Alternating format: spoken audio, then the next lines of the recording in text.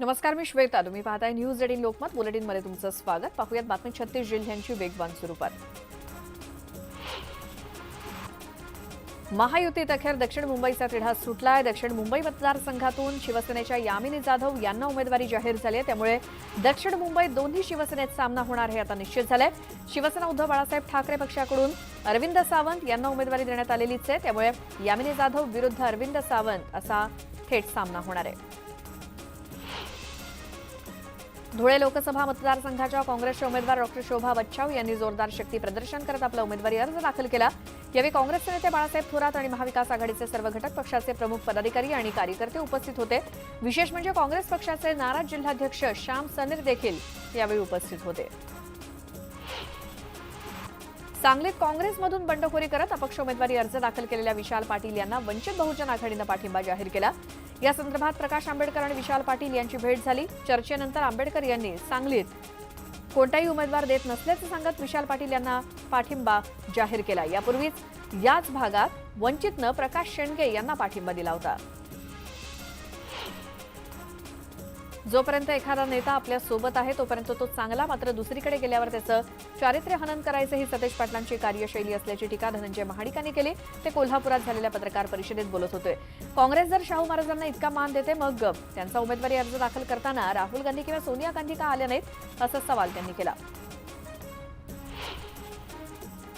मुंबईमध्ये उद्या देवेंद्र फडणवीसांची तोफ धडाडणार आहे. महाराष्ट्र दिनाचं औचित्य साधत भाजपनं मुंबईत कार्यकर्ता मेळाव्याचं आयोजन केलंय. दादरच्या कामगार मैदानावरती हा मेळावा होणार आहे आणि या मेळाव्याला मुंबई भाजप अध्यक्ष आशिष शेलारांसह भाजपचे महत्त्वाचे नेते हजर असतील. या मेळाव्याच्या माध्यमातून भाजप मुंबईमध्ये सभांचा धडाका लावण्याची शक्यता आहे. पंतप्रधान मोदींनंतर पुण्यामध्ये रवींद्र धंगेकरांसाठी राहुल गांधी मैदानात उतरणार आहेत. 3 मे रोजी SSPMS मैदानावरती राहुल गांधींची सभा होणार आहे आणि यावेळी राहुल गांधी मोदींच्या टीकेला काय उत्तर देतात याकडे सगळ्यांचं लक्ष लागलंय. मुंबईतल्या शिवसेना भवनात राजकीय पक्ष आणि सामाजिक संघटनांची संविधान वाचवा सभा आयोजित करण्यात आली आणि या सभेला महाविकास आघाडीतील प्रमुख नेते, मुंबईतील उमेदवार उपस्थित होते. या सभेमध्ये कृती कार्यक्रमावरती व्यावहारिक सूचना आणि अंमलबजावणी कशी करावी याविषयी मान्यवरांकडून मार्गदर्शन करण्यात आलं.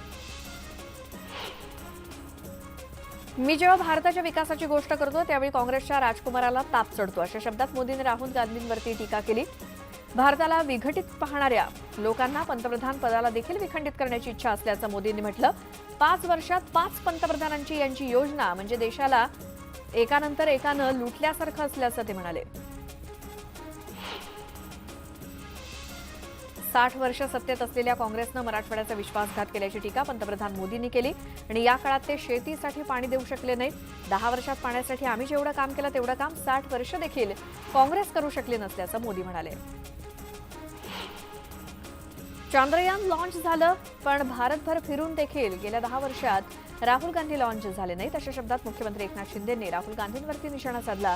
काँग्रेसनं देशात भ्रष्टाचाराचा पॅटर्न सेट केला होता, मात्र आता केवळ मोदींचा पॅटर्न चालत असल्याची मुख्यमंत्री एकनाथ शिंदेंनी टीका केली. माझा आत्मा खरंच अस्वस्थ आहे, पण तो स्वार्थासाठी नाही तर लोकांच्या दुःखासाठी अस्वस्थ आहे अशा शब्दात शरद पवार यांनी मोदींच्या टीकेला उत्तर दिलं. होय, मी भटकती आत्मा असून जनतेसाठी 100 वेळा अस्वस्थ राहीन असा टोला त्यांनी लगावला. मंत्री तानाजी सावंत यांनी उद्धव ठाकरेंवरती जोरदार टीका केली. आम्ही सर्वसामान्य कार्यकर्ते, पण उद्धव ठाकरेंनी जनतेच्या भावनांची कधीच कदर केली नाही असा हल्लाबोल तानाजी सावंत यांनी केला. यावेळी बोलताना त्यांनी नाशिकच्या जागेचा येत्या 24 तासात निर्णय होणार असल्याचं स्पष्ट केलं. आयुष्यात उद्धवनं मला सर्वात जास्त त्रास दिला असं खुद्द बाळासाहेब ठाकरेंनी मला सांगितल्याचा गौप्यस्फोट नारायण राणे यांनी केला. उद्धव यांनी जास्त वाटेत येऊ नये, अन्यथा शिवाजी पार्कवरती सभा घेऊन सगळे कारनामे उघड करेन असा इशारा नारायण राणे यांनी दिला. छत्रपती संभाजीनगरमधील महाविकास आघाडीचे उमेदवार चंद्रकांत खैरे मुस्लिमांना 5 वेळा नमाज पठण करा असं सांगतात. हेच काय यांचं हिंदुत्व असा सवाल करत संजय शिरसाट यांनी भरसभेत व्हिडिओ दाखवत खैरेंवरती हल्लाबोल केला. छत्रपती संभाजीनगर निवडणुकीमध्ये शिवसेनेची लढत MIM सोबत आहे.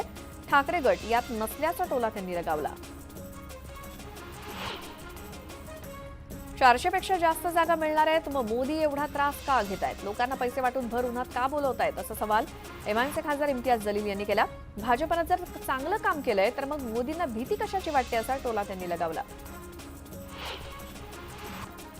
लोकसभा निवडणुकीत बुलडाणा जिल्ह्यातील निकालात महायुतीचे उमेदवार खासदार प्रतापराव जाधव यांचा पराभव होणार यावरती पैज लागली आहे. यासाठी 3.25 लाख रुपयांची पैज असून पैसे जिंकल्यावरती पैज लावणाऱ्याला तब्बल 10.25 लाख रुपये मिळणार आहेत. राज्याचे माजी महसूल मंत्री तथा बुलडाणा आणि अकोला जिल्ह्याचे पालकमंत्री सुबोध सावजी यांनी ही पैज लावली आहे.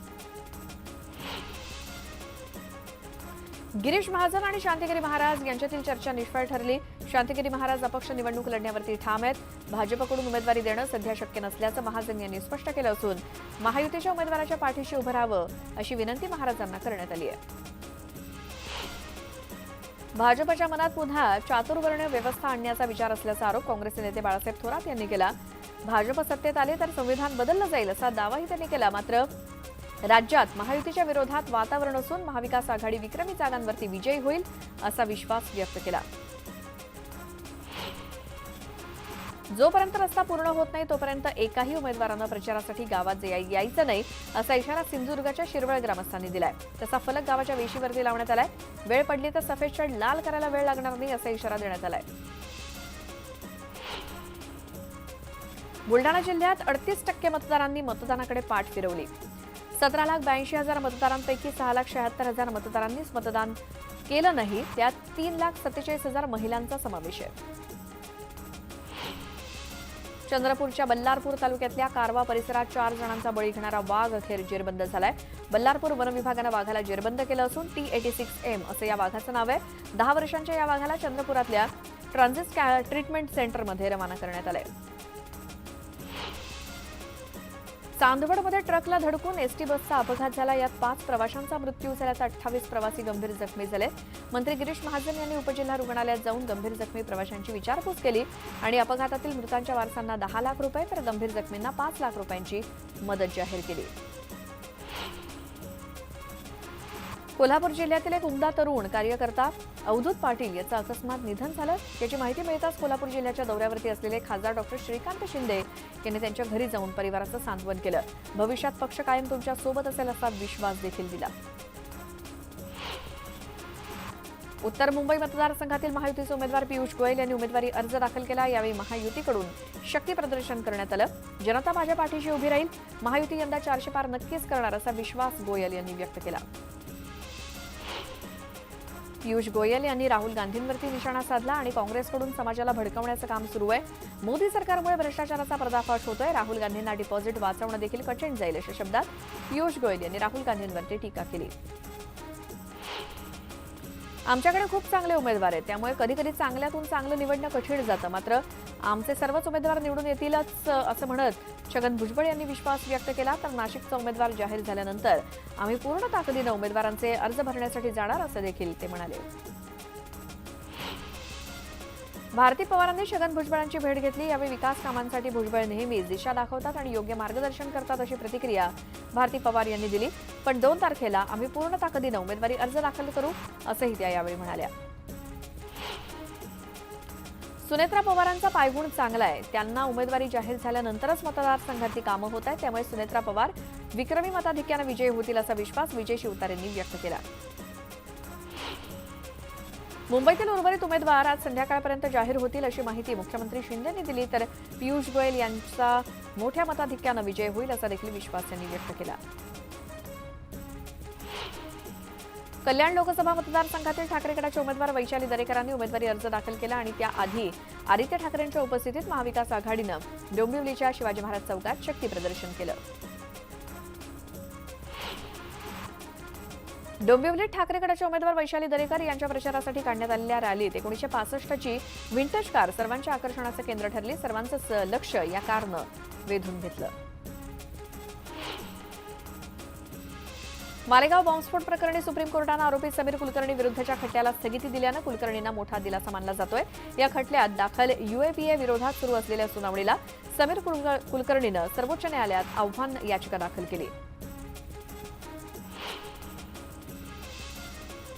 नांदेड जिल्ह्यातल्या हिमायतनगर शहरामध्ये पाणी टंचाई निर्माण झाली असून पाण्यासाठी नागरिकांना पायपीट करावी लागते. नगरपंचायतीनं 19 कोटी रुपयांची पाणी पुरवठा योजना हिमायतनगर शहरामध्ये राबवली, परंतु ही योजना सध्या कुचकामी ठरल्याचं पाहायला मिळतंय. पाण्यासाठी उपोषण करण्याचा इशारा नागरिकांनी दिला. वाढत्या उन्हासोबत नांदेडमध्ये आंब्याची आवक वाढली आहे. कर्नाटक, आंध्र प्रदेश आणि तेलंगणा राज्यातून आंबे नांदेडमध्ये विक्रीसाठी येत आहेत. दशरी, बादाम, केशर, नीलम, हापूस, लाल बहार, तोतापुरी या 7 प्रकारचे आंबे नांदेडच्या फळ बाजारात उपलब्ध आहेत आणि यामध्ये दशरी, बादाम आणि केशर या आंब्यांना जास्त मागणी आहे. उद्यापासून मुंबई गोवा महामार्गावरील कशेडी बोगद्यातून दोन्ही बाजूकडील वाहतूक सुरू करण्यात येणार आहे. त्यामुळे आता चाकरमान्यांना दिलासा मिळणार आहे आणि वाहतूक कोंडीची समस्या निर्माण होणार नाही. तर या बोगद्यातून अवजड वाहनांना बंदी करण्यात आली आहे. पुणे मुंबई महामार्गावरती मुळचंद मिलजवळ सैन्य दलाच्या वाहनांचा अपघात झाला. सैन्य दलाच्या वाहनासमोर दुचाकीस्वार आडवा आल्यानं हा अपघात झाल्याचं प्रत्यक्षदर्शी सांगतायत. या अपघातात वाहन चालक किरकोळ जखमी झालाय. बीडच्या अंबाजोगाई इथल्या रिंग रोडवरती कापसाच्या गाठी घेऊन जाणारा ट्रक उलटला. यात चालक गंभीर जखमी झालाय. ट्रकचं मोठं नुकसान झालंय. नालासोपाऱ्याच्या आसोळे रोडवरील द्वारका हॉटेलला भीषण आग लागली. या आगीमध्ये 2 जण होरपळल्याची माहिती मिळतेय. शॉर्ट सर्किटनं ही आग लागल्याचा अंदाज वर्तवण्यात येतोय. अहमदनगर बायपास रोडवरती कांद्याच्या ट्रकला अचानक आग लागली. या आगीमध्ये कांद्याचा ट्रक जळून खाक झालाय. त्यामुळे लाखो रुपयांचं नुकसान झालं. रस्त्याच्या कडेला उभ्या असलेल्या 8 दुचाकींना भरधाव ट्रकनं धडक दिली. यामध्ये एकाचा जागीच मृत्यू झालाय तर त्यातील 8 जण गंभीर जखमी झाले. वाशिम रिसोड महामार्गावरती रस्त्यावरती भरधाव ट्रॅक्टरचा अपघात झाला. चालकाचे नियंत्रण सुटल्यानं ट्रॅक्टर 25 फूट खोल कोसळून भीषण अपघात झाला. यात वाहन चालक गंभीर जखमी झाला. नाशिकमधील अपघाताचा एक थरारक सीसीटीव्ही फुटेज समोर आलाय. एका भरधाव ट्रकनं रस्त्यावरील विजेच्या खांबाला धडक दिली. मात्र दैव बलवत्तर म्हणून ट्रकच्या मागून जाणाऱ्या दुचाकीस्वाराचे प्राण थोडक्यात बचावलेत.